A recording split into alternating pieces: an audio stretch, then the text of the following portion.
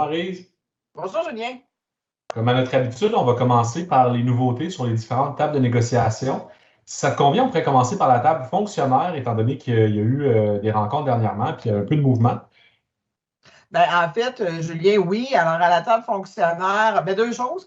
On jase des étudiants. On se souviendra que, dans le fond, aux dernières infos négo, on disait qu'on était en attente de l'employeur sur les étudiants.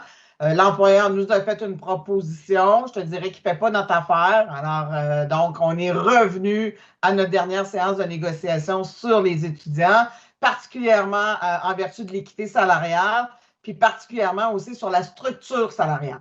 Alors, pour nous, bien que l'employeur fait une avancée par rapport à comment on paye les étudiants aujourd'hui, on est encore loin de la coupe aux lèvres là, pour le syndicat de la fonction publique puis les étudiants qu'on représente. L'autre chose aussi, on a fait notre dépôt sur la table des fonctionnaires. Alors, on l'avait fait la dernière fois pour les ouvriers. On avait dit, après nos séances exploratoires, on revient comment à l'employeur. Donc, même chose pour les fonctionnaires. Donc, on a refait un dépôt à la table des fonctionnaires. D'ailleurs, j'invite les gens qui veulent aller le lire sur notre page Négo 2020. Là, vous allez voir notre dépôt qu'on a fait. Pourrais-tu nous mentionner quelques éléments, on pourrait dire, faits saillants de ce dépôt-là? Est-ce que c'est une grosse différence là, par rapport au dépôt précédent? Pas du tout. Dans le fond, nos demandes sont restées hautes. C'est-à-dire que, on se souviendra, là, notre conseil de négociation nous a donné un mandat de rester patient et combatif. Ça voulait dire à ce moment-là que sur ma table, je ne laisse rien aller. Fait que, alors, on est encore avec notre paramètre salarial de 6,4 sur 3 ans.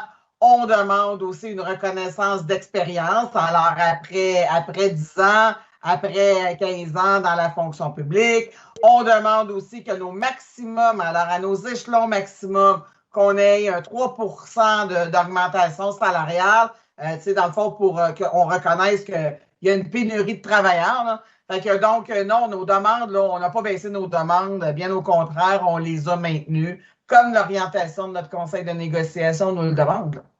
Je comprends qu'on reste ambitieux. On ne pourra pas faire l'ensemble des éléments de ce dépôt-là aujourd'hui parce que l'info-négo serait trop long, mais je retiens là, qu'on est, dans le fond, à peu près au même niveau de demande qu'on l'est depuis le début de la négociation. Pour la table ouvrier, est-ce qu'il y a eu beaucoup de mouvements de ce côté-là? On en a pas mal parlé lors du dernier info. Dans le fond, Julien, on est toujours en analyse du dernier dépôt que l'employeur nous a fait. C'est-à-dire qu'on se souviendra que l'employeur nous a fait des dépôts, entre autres sur la santé des personnes, entre autres sur la concordance en vertu de la loi sur les normes, etc. J'ai vu les commentaires sur Facebook, puis je tiens à rassurer nos membres. Là. Quand je dis qu'on est en train d'analyser ce que l'employeur nous a déposé, ça ne veut pas dire qu'on va dire oui, mais on est en train de voir c'est quoi la portée de ce que l'employeur a déposé. Puis ça ne veut pas dire que tout est mauvais là-dedans, mais il y a des affaires qui ne font certainement pas notre affaire, il y a des affaires qu'on va considérer que c'est de la récupération. Fait que donc, dans le fond, comment on revient à l'employeur, c'est quoi notre argumentaire? Fait que l'analyse, c'est ça. C'est pas vrai que je peux, dans le fond, je suis à la table de négociation, puis tout ce que l'employeur dépose, je revire ça du revers de la main. Là. C'est pas tout à fait comme ça que ça fonctionne. Puis la santé des personnes, on n'est pas contre la vertu dans la vie. Là. Fait que si on est capable de réduire les périodes d'invalidité, puis permettre aux gens de revenir au travail plus rapidement, je ne serais pas contre ça. Mais comment on fait ça, puis etc., c'est de ça quand je parle de l'analyse à l'interne à ce moment-là. T'sais. Puis l'autre affaire, sur notre dernier dépôt au niveau monétaire des ouvriers, l'employeur ne nous est pas encore revenu. Donc, là aussi, on est en attente de l'employeur. Ouais, là aussi, on maintenait un niveau de demande assez ambitieux. Puis pour ce que tu disais, je comprends qu'il y a certains dépôts de l'employeur qu'on est en train d'analyser qui sont complexes. Pour bien les argumenter, puis même à la limite pour les refuser, il faut bien les comprendre. Donc, on attend d'avoir les analyses de nos experts là, sur ces éléments-là. Absolument.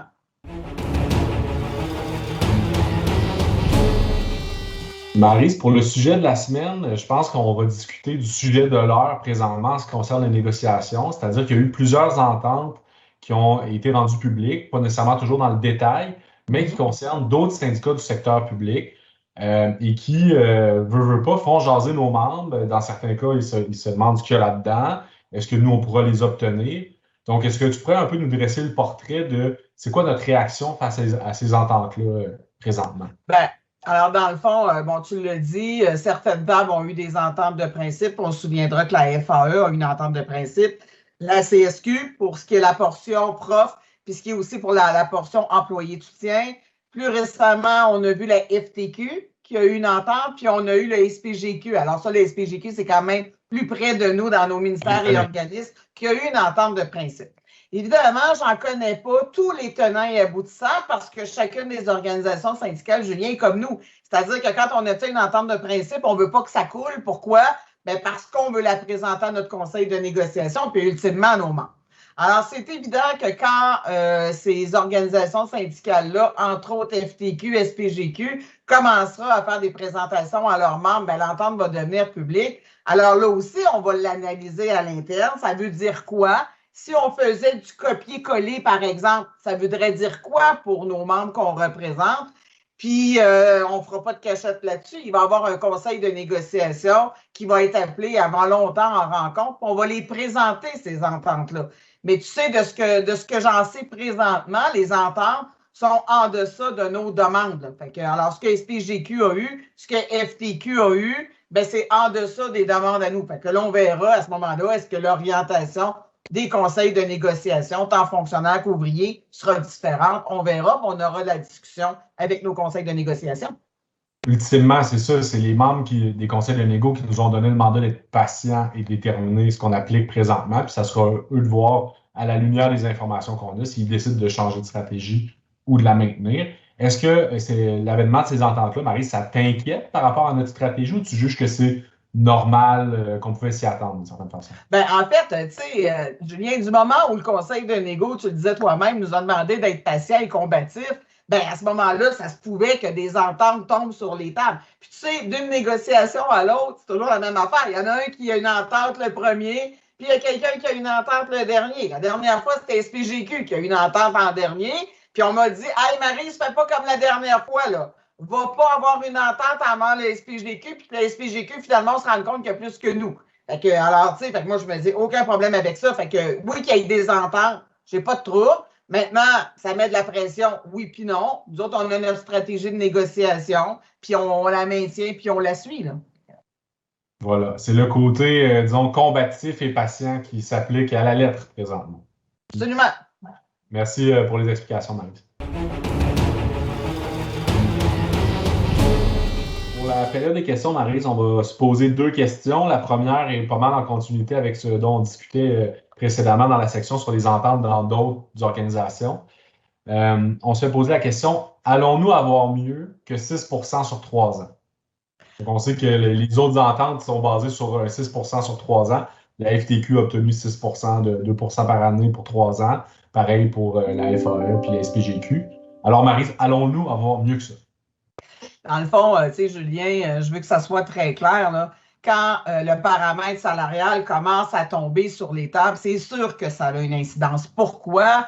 Bien, parce que le gouvernement veut que ça soit le même paramètre salarial. Ça ne veut pas dire qu'on ne demande pas autre chose. Fait que, tu sais, je vais vraiment inviter les gens à aller lire notre dépôt. Puis oui, il y a le 6, on demande 6,4 en paramètre salarial, mais on demande plein de choses. Puis tu sais, si, mettons, le gouvernement nous disait, bien, pour le SFPQ, je vais faire une exception, puis je vais donner 10 sur 3 ans, là, allons-y, puis hypothésons, bien, à ce moment-là, c'est évident qu'il va être obligé de se revirer de bord puis de donner le même paramètre salarial aux autres. Là, parce que 1 sur une table, ça se traduit sur 1 sur les autres tables. Fait que oui, ça a une incidence pour nous. Est-ce qu'on aura mieux? Bien, le paramètre va être le même, mais après ça, j'espère qu'on va avoir d'autres gains, là, parce qu'on ne s'est pas contenté de demander ça, mais oui, ça a une incidence. Donc, ce que je comprends, c'est qu'on peut faire des gains au niveau sectoriel qui vont avoir une incidence monétaire, un peu comme une augmentation de salaire, mais que le fait que beaucoup de syndicats ont accepté 6 sur 3 ans, ça met un genre de poids, peut-être, là, sur notre négociation, inévitablement. Dans le fond, tu sais, SPGQ, entre autres, là, parce que, tu sais, tantôt, je le disais, là, ils ont eu une entente, ça commence à sortir, ben, vous allez voir qu'ils ont mis de l'argent dans la structure salariale. Ben, ça a augmenté le salaire aussi. Le paramètre, c'est 6 sur 3 ans. Mais quand le gouvernement met de l'argent dans la structure salariale, ben, ça met de l'argent dans mes poches. Puis à ce moment-là, ben, mon chèque de paye est mieux. Puis oui, j'ai plus que 6 sur 3 ans. T'sais. Voilà. Une autre question, toujours un peu dans la même lignée. pourquoi le SFPQ ne semble pas aussi avancé que les autres centrales syndicales dans la négociation? Bien là, en fait, Julien, bon, d'une part, on l'a dit tantôt, hein, patient combatif, là, je pense que je ne le répéterai pas assez. Puis maintenant, on n'est pas avancé par rapport à qui? Par rapport à quoi? Tu sais, on a des ententes quand on considère qu'il y en a assez sur les tables. Fait que FTQ a considéré qu'il y en avait assez. Bien, parfait, ils ont fait une entente de principe. Puis, tu sais, Julien, là, il y a une chose que je veux qu'il soit très clair. À notre dernière séance de négociation chez les fonctionnaires, là, le Conseil du Trésor puis ma vis-à-vis, elle n'est pas arrivée en disant « Hey Marie, finalement, le paramètre est différent, puis voici, là, on est rendu 6 sur 3 ans. » C'est pas du tout ça qui est arrivé. Elle n'a jamais fait de mise à jour de son dépôt. Fait qu'à nos tables, là, on est toujours à 5 sur 3 ans. Là. Fait que, alors là, si vous me dites on est en retard, moi, je ne considère pas qu'on est en retard. Je considère qu'on n'a pas atteint notre objectif. Là. Fait que voilà. Alors, il n'y a pas une question de retard ou pas de retard. J'aurai une entente de principe quand le comité de négociation va considérer que c'est maintenant intéressant pour présenter cette entente-là au conseil de négociation. Parce que, ultimement, c'est nos membres qui doivent juger que c'est suffisant pour eux, parce que c'est eux qui doivent se prononcer sur cette entente-là. Donc, exact. je pense que ça a une incidence. L'ambition des différents syndicats n'est pas nécessairement toujours la même. Nous, ce que je comprends de tes propos, Marie, c'est que notre ambition demeure élevée. Donc, ça a une incidence sur le déroulement de la négociation. Voilà. Ben, merci beaucoup encore une fois, Maryse. Puis, j'ai pas de doute qu'on va se revoir bientôt pour discuter encore une fois de négociation. Merci, ça me fait plaisir. Merci encore une fois d'avoir été des nôtres. On vous rappelle que si vous avez la moindre question concernant votre négociation, n'hésitez pas à nous écrire à communication@sfpq.qc.ca.